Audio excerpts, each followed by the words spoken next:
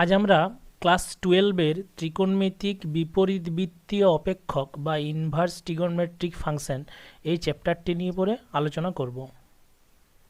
প্রথমে আসি যে আমরা শিখব কেন বা এর ব্যবহার কোথায়। না, কলনবিদ্যার বিভিন্ন শাখাতে এই যে চ্যাপ্টার ইনভার্স ট্রিগোনোমেট্রিক ফাংশন এর আলোচনা এবং ব্যবহার আছে, যার মধ্যে কিছু শাখা আমাদের সিলেবাসের অন্তর্ভুক্ত আছে। আমরা পরে সেই সমস্ত শাখাগুলি বা চ্যাপ্টারগুলি শিখব যেখানে দেখব যে ইনভার্সের ব্যবহার হয়েছে।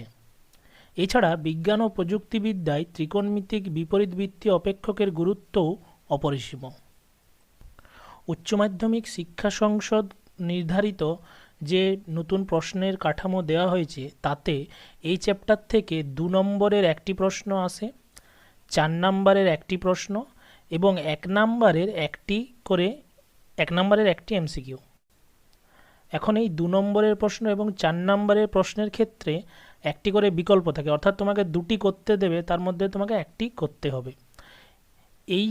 এর বিকল্প যে প্রশ্নটি, সেই প্রশ্নটি আসে সম্বন্ধ বা রিলেশন, চিত্রণ বা অপেক্ষক যেটাকে আমরা ম্যাপিং বলি, এবং দ্বিপদ প্রক্রিয়া বা বাইনারি অপারেশন। অর্থাৎ ত্রিকোণমিতিক বিপরীতবৃত্তীয় অপেক্ষক থেকে যে প্রশ্নটা আসবে তার বিকল্প হিসাবে এই 3টি চ্যাপ্টার থেকে একটি প্রশ্ন আসবে।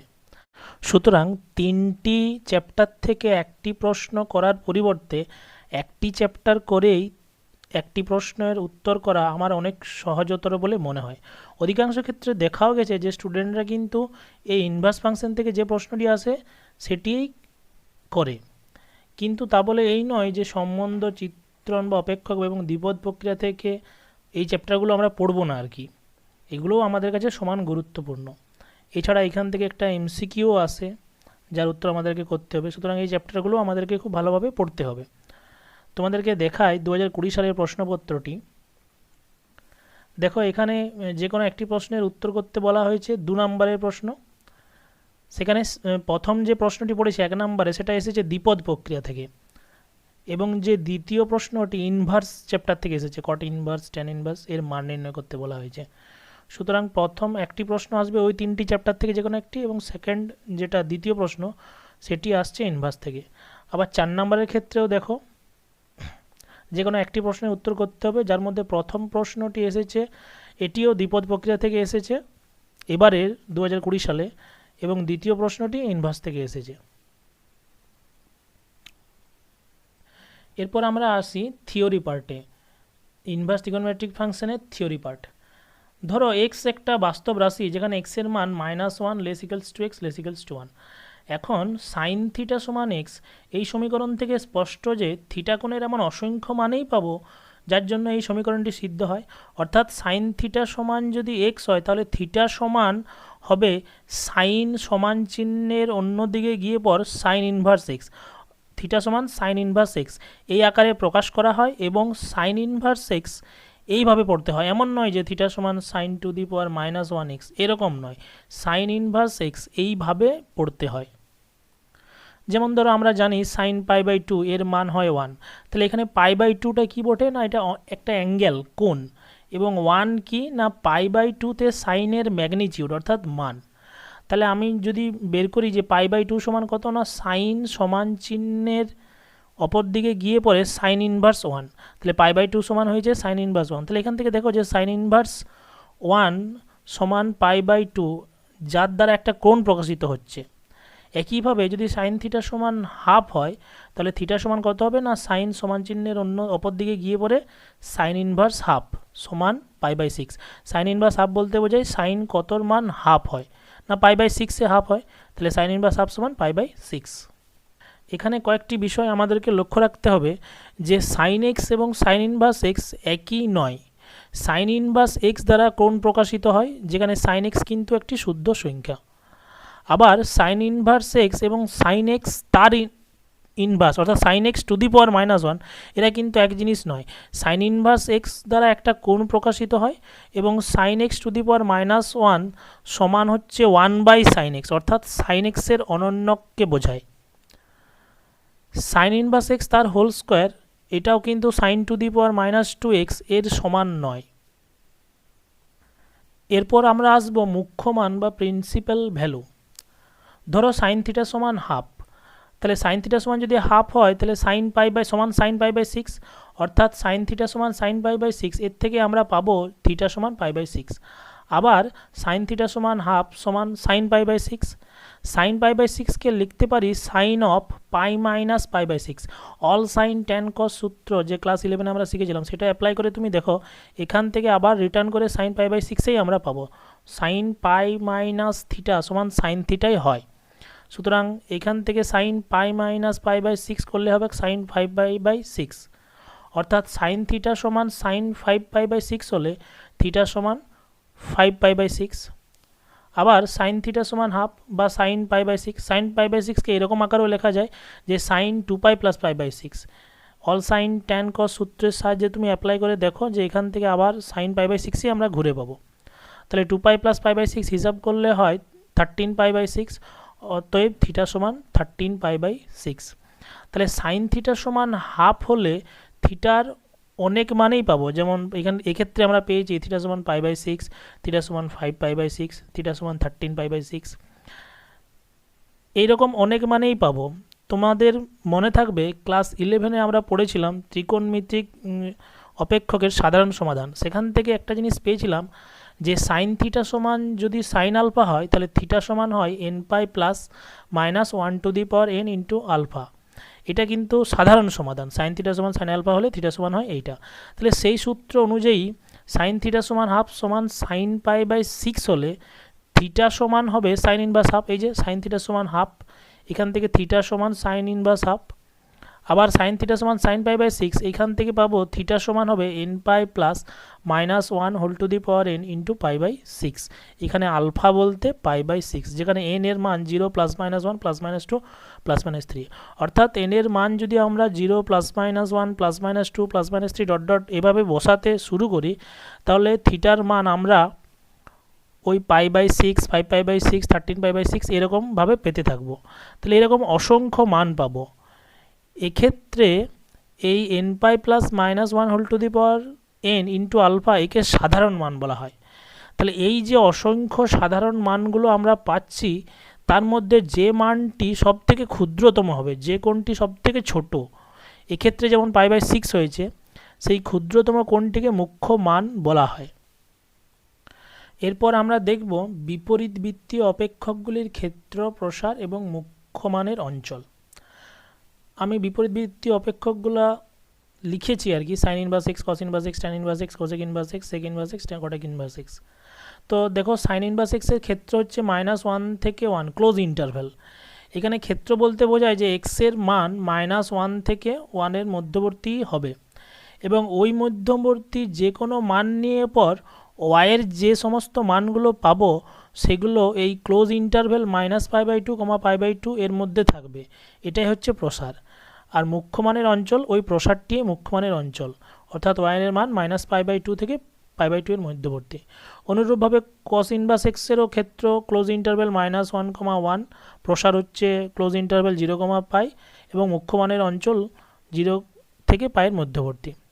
ট্যান ইনভার্স এক্সের ক্ষেত্র হচ্ছে আর বা সকল বাস্তব সংখ্যা এবং প্রসার হচ্ছে ওপেন ইন্টারভ্যাল -π/2 থেকে π/2 এবং মুখ্য মানের অঞ্চল -π/2 less than y less than π/2। এক্ষেত্রে কিন্তু π/2 বা -π/2 মানটি গ্রহণ করবে না ওয়াই। কোসেক ইনভার্স এক্সের ক্ষেত্র দেখো -ইনফিনিটিভ, -1 ইউনিয়ন 1, ইনফিনিটিভ। দেখো এখানে 0 মানটি বাদ দেওয়া হয়েছে, 0 মানটিকে বাদ দেওয়া হয়েছে প্রসারের ক্ষেত্রে। কারণ কি না কোসেক 0 এর মান আনডিফাইন্ড হয় বা অসংজ্ঞাত হয়। অনুরূপভাবে সেক ইনভার্স এক্সের ক্ষেত্র এই প্রসারও এখান থেকে দেখো π/2টা বাদ দেওয়া হয়েছে, কারণ সেক π/2 আনডিফাইন্ড হয়। সুতরাং মুখ্য মানের অঞ্চল হয়েছে 0 থেকে π এর মধ্যবর্তী, যেখানে y ≠ π/2। কট ইনভার্স এক্সের ক্ষেত্রে আর সকল বাস্তব সংখ্যা যার প্রসার হচ্ছে ওপেন ইন্টারভ্যাল 0, π এবং 0 থেকে π এর মধ্যবর্তী হবে মুখ্য মানের অঞ্চল। আমাদেরকে এই প্রসারটি মনে রাখতে হবে। অঙ্কর সময় গাণিতিক প্রশ্নাবলী যখন আমরা সমাধান করব তখন এই প্রসারটি খুবই গুরুত্বপূর্ণ হিসাবে কাজ করবে, এটাই আমাদের মনে রাখতে হবে। তো দেখো সাইন ইনভার্স এক্সের হচ্ছে -π/2, π/2, সাইন ইনভার্স এক্সের বিপরীতকে কোসেক ইনভার্স। এরও দেখো সেম, শুধুমাত্র জিরো বাদ, কারণ কস জিরো আনডিফাইন্ড হয়, কোসেক জিরো আনডিফাইন্ড হয়। সিমিলারলিভাবে কস ইনভার্স এক্সের দেখো 0, π, কসের বিপরীত সেক, দেখো ওরও 0, π, শুধু π/2 পয়েন্টটি বাদ চলে গেছে। ট্যান ইনভার্স এক্সের হচ্ছে সকল বাস্তব সংখ্যা -π/2 থেকে π/2, আর কট এক্সের কিন্তু 0, π। একটি উদাহরণের সাহায্যে যদি বোঝানো যায় যে কোনো বাস্তব সংখ্যা x যেখানে -1 less equals to x less equals to 1, এটা হচ্ছে তার ক্ষেত্র। এই শর্তটা সিদ্ধ করলে -π/2, π/2 প্রসারে বা অঞ্চলে বা বদ্ধ বিস্তার এটা সাইন ইনভার্স এক্সের যে মান পাওয়া যায় তাকে আমরা মুখ্য মান বলি। অর্থাৎ সাইন ইনভার্স এক্সের এইটা হচ্ছে ক্ষেত্র এবং এটা হচ্ছে প্রসার। তো ধরো সাইন ইনভার্স 1/√2 এর মুখ্য মান বের করতে হবে। তাহলে আমরা ধরে নেব যে y সমান সাইন ইনভার্স হাফ। তাহলে সাইন ইনভার্স সমান চিহ্নের এই দিকে এলে হবে সাইন y সমান হচ্ছে 1/√2। 1/√2 বলতে সাইন π/4। এখন দেখো এই π/4 মানটি -π/2 থেকে π/2 এর মধ্যবর্তী। আমাদের ক্ষেত্রে মানে সাইন ইনভার্স এক্সের প্রসারও ছিল -π/2 থেকে π/2। তাহলে π/4 যে অ্যাঙ্গেলটা পাচ্ছি সেটা কিন্তু ওই -π/2 থেকে π/2 এর মধ্যবর্তী। এই জন্য সাইন ইনভার্স 1/√2 এর মুখ্য মান কিন্তু π/4। এখন মনে হতে পারে যে মুখ্য মানের অঞ্চলগুলো সবার ক্ষেত্রে আলাদা, মানে একটি নির্দিষ্ট অঞ্চলের মধ্যেই সীমাবদ্ধ। তা কেন হয় না, কোনো অপেক্ষকের বিপরীত বা ইনভার্সের অস্তিত্ব থাকতে হলে অপেক্ষকটিকে এক চিত্রণ বা 1:1 ম্যাপিং এবং উপরি চিত্রণ বা অনটু ম্যাপিং হতে হবে। এই দুটি চিত্রণ 1:1 ম্যাপিং এবং অনটু ম্যাপিং এদেরকে একসাথে বাইজেকশন বলা হয়। এই জিনিসগুলো আমাদের সিলেবাসের আছে, ক্লাস 12-এর প্রথম চ্যাপ্টারতে এগুলো আছে। সুতরাং কোনো অপেক্ষক f(x) এর বিপরীত f ইনভার্স এর অস্তিত্ব থাকবে যদি f(x) বাইজেক্টিভ হয়। কিন্তু আমাদের যে সাইন এক্স, কস এক্স বা অন্যান্য ত্রিকোণমিতিক অপেক্ষকগুলো আছে সেগুলো কিন্তু বাইজেক্টিভ নয়। স্বাভাবিকভাবেই তাদের ইনভার্স থাকারও কথা নয়, কিন্তু এরা একটি নির্দিষ্ট অঞ্চলের মধ্যে বাইজেক্টিভ। যেমন সাইন এক্সের -π/2, π/2 ক্লোজ ইন্টারভ্যাল, এই অঞ্চলে এরা বাইজেক্টিভ। কস এক্স হচ্ছে 0, π, এই অঞ্চলে বাইজেক্টিভ। এই জন্য এই অঞ্চলে সাইন ইনভার্স এক্স এর অস্তিত্ব আছে, 0, π এর কস ইনভার্স এক্স এর অস্তিত্ব আছে। অর্থাৎ যে অঞ্চলে সাইন এক্স, অর্থাৎ কোনো বিপরীতবৃত্তীয় অপেক্ষক যে অঞ্চলে 1:1 অনটু অর্থাৎ বাইজেক্টিভ হয় সেই অঞ্চলকেই মুখ্যমানের অঞ্চল বলে। অথবা এরকমও বলতে পারি যে কোনো ত্রিকোণমিতিক বা বিপরীতবৃত্তীয় অপেক্ষক যে অঞ্চলে বাইজেক্টিভ সেই অঞ্চলটিই ওই অপেক্ষকের বিপরীত অপেক্ষকের মুখ্যমানের অঞ্চল। এরপর কিছু প্রয়োজনীয় সূত্রাবলীগুলো আমরা দেখে নিই। যেমন sine inverse of sine x সমান এক্স হয়, এখানে সাইন ইনভার্স সাইন পরস্পর বিপরীত উঠে গিয়ে x. Cos inverse cos x সমান x. Tan of tan inverse x, tan আর ট্যান ইনভার্স পরস্পর বিপরীত উঠে গিয়ে পরে এক্স। এরকম বাকিগুলোও হবে যেগুলো আমি এখানে লিখিনি আর কি। এবার দেখো সাইন ইনভার্স এক্স সমান কোসেক ইনভার্স 1/x, সাইন আর কোসেক পরস্পর বিপরীত, তার জন্য সাইন ইনভার্স এক্স সমান কোসেক ইনভার্স 1/x। কস আর সেক বিপরীত, কস ইনভার্স এক্স সমান সেক ইনভার্স 1/x। ট্যান আর কট পরস্পর বিপরীত, তাহলে ট্যান ইনভার্স এক্স সমান কট ইনভার্স 1/x হয়।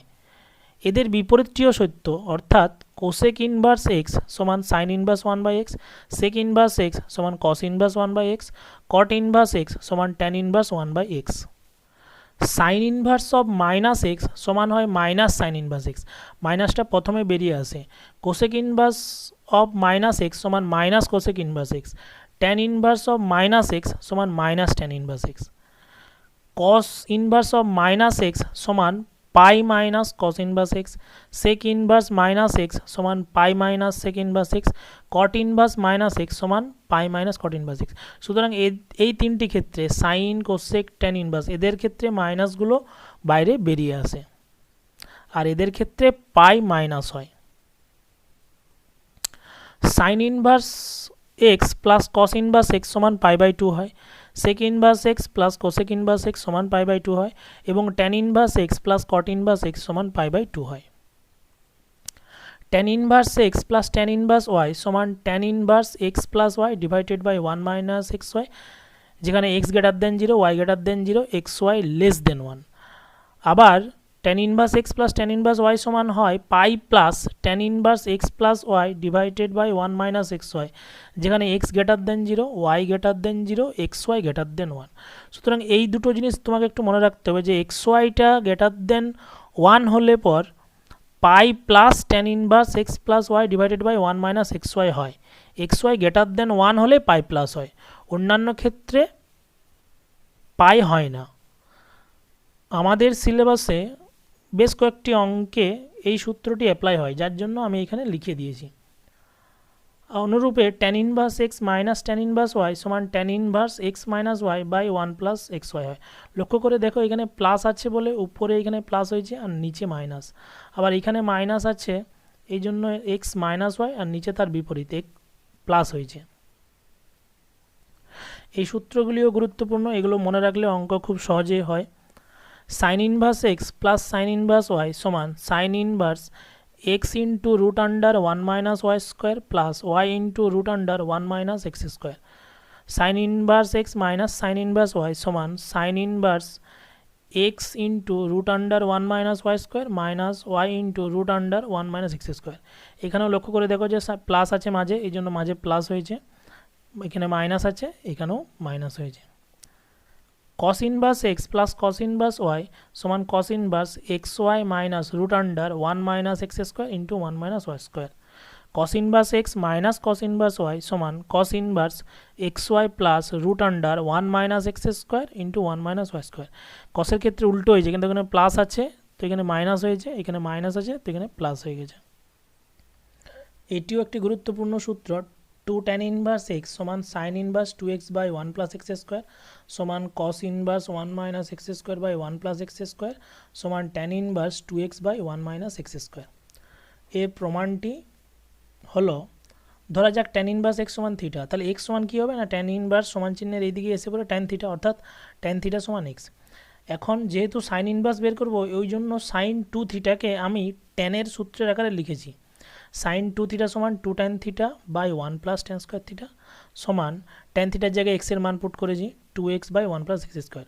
তাহলে সাইন টু থিটা সমান যদি two x by one plus x square হয় তাহলে টু থিটা সমান কী হবে না সাইন সমান চিহ্নের এই দিকে এসে পড়ে sine inverse two x by one plus x square, বা থিটা মানে কত ছিল না টু থিটা মানে ছিল ট্যান ইনভার্স এক্স, জাস্ট মানটুকু বসিয়ে দিয়েছি টু ট্যান ইনভার্স এক্স সমান sine inverse two x by one plus x square, এটা এক নাম্বার। অনুরূপভাবে কস ইনভার্স যখন বের করবো তখন কস টু থিটার সূত্র অ্যাপ্লাই করেছি এবং তাকে ট্যান ইনভার্স ট্যানের আকারে লিখেছি, তারপর ট্যান থিটার মান বসিয়ে দিয়েছি এক্সের আকারে। কস টু থিটা সমান হয়েছে one minus x square by one plus x square. তাহলে টু থিটা সমান কী হবে না কস সমান চিহ্নের অপর দিকে এসে পড়ে cos inverse one minus x square by one plus x square. এখানে আবার থিটার মানটি বসিয়ে দিয়েছি, টু ট্যান ইনভার্স এক্স সমান হয়েছে cos inverse one minus x square by one plus x square, এটা দু নম্বর। অনুরূপভাবে ট্যান টু থিটার ক্ষেত্রেও সে একই ফর্মুলা অ্যাপ্লাই করা হয়েছে এবং টু ট্যান ইনভার্স এক্স সমান tan inverse two x by one minus x square পেয়েছি, তিন নম্বর। এখন এক দুই ও তিন থেকে pi two tan inverse x সমান sine inverse two x by one plus x square সমান cos inverse one minus x square by one plus x square সমান tan inverse two x by one plus x square. এটিও আমাদের খুব ব্যবহৃত হয়, এই সূত্রটি অঙ্ক করার সময় আমাদের খুব কাজে লাগবে। এরপর আমরা যে জিনিসটি শিখব তা হলো সাইন ইনভার্স এক্সকে অন্যান্য ইনভার্সে রূপান্তর, অর্থাৎ সাইন ইনভার্স এক্স থেকে কস ইনভার্স কট ইনভার্স ট্যান ইনভার্স বা অন্যান্য ইনভার্সগুলোতে আমরা রূপান্তর করব। তো সেক্ষেত্রে আমরা কি করেছি না সাইন ইনভার্স এক্স সমান আলফা ধরেছি, তাহলে সাইন ইনভার্স সমান চিহ্নের এইদিকে গিয়ে পরে সাইন হবে আলফা, অতএব সাইন আলফা সমান এক্স, এক্স বলতে বোঝায় এক্স বাই ওয়ান, অর্থাৎ সাইন থিটা মানে লম্ব বাই অতিভুজ হয়, যেখানে লম্ব হচ্ছে এক্স একক আর অতিভুজ হচ্ছে ওয়ান একক। এখন এই চিত্র অনুযায়ী এবিসি সমকোণী ত্রিভুজের আলফা কোণ সাপেক্ষে লম্ব এসি সমান এক্স, এসি সমান আমরা এক্স নিয়েছি এবং অতিভুজ এবি সমান ওয়ান, অতিভুজ এবি সমান আমরা ওয়ান নিয়েছি। তাহলে ভূমি কি হবে না রুট আন্ডার অতিভুজ স্কোয়ার মাইনাস লম্ব স্কোয়ার সমান হচ্ছে root one minus x square, BC ভূমি পেয়েছি root one minus x square. সুতরাং কস আলফা কত হবে না কস আলফা সমান হচ্ছে ভূমি বাই অতিভুজ বিসি বাই এবি সমান মান বসিয়ে দিয়েছি root one minus x square by one সমান root one minus x square. তাহলে কস আলফা যদি root one minus x square হয় তাহলে আলফা কী হবে না কস সমান চিহ্নের এই দিকে এসে পড়ে cos inverse one minus x square. তাহলে আলফা ছিল কত না আলফা আমরা ধরেছিলাম সাইন ইনভার্স এক্স, তাহলে সাইন ইনভার্স এক্স সমান আমরা পেলাম cos inverse root one minus x square. আবার কস ইনভার্স এক্স মানে হয় sec inverse one by x হয়, তাহলে এক্ষেত্রেও cos inverse root one minus x square সমান হবে sec inverse one by root under one minus x square. এবার ধরো টেন আলফা বের করব, তাহলে টেন আলফা সমান হচ্ছে লম্ব বাই ভূমি অর্থাৎ এসি বাই বিসি, এসির মান এক্স বিসির মান root one minus x square. তাহলে টেন আলফা সমান যদি এটা হয় তাহলে আলফা সমান কী হবে না ট্যান ইন সমান চিহ্নের এদিকে এসে পড়ে আলফা সমান tan inverse x by root under one minus x square. আর আলফা মানে আমরা জানি সাইন ইনভার্স এক্স, ওইটাই ধরেছিলাম সাইন ইনভার্স এক্স। তাহলে সাইন ইনভার্স এক্স সমান কত হবে না tan inverse x by root under one minus x square. আবার ট্যান ইনভার্স এক্স মানে হয় cot inverse one by x, তাহলে এটা কট ইনভার্স উল্টে যাবে root one minus x square by x হয়ে যাবে। সুতরাং এইরকমভাবে অন্যান্য অপেক্ষকগুলিতে নিয়ে যাওয়া যায়। এক্ষেত্রে যেমন আমি সাইন ইনভার্সের দেখিয়েছি, বাকিগুলো কস ইনভার্স বা ট্যান ইনভার্স থেকে যে কোনো ইনভার্সে নিয়ে যাওয়া যায়। তাহলে আজকে এই পর্যন্তই থাক, পরের ক্লাসে আমরা গাণিতিক প্রশ্নাবলীর কিছু সমাধান করব। তো তোমাদের কাজ হলো এখন তোমরা যে টেস্ট বই ইউজ করো সেখান থেকে উদাহরণগুলো করা।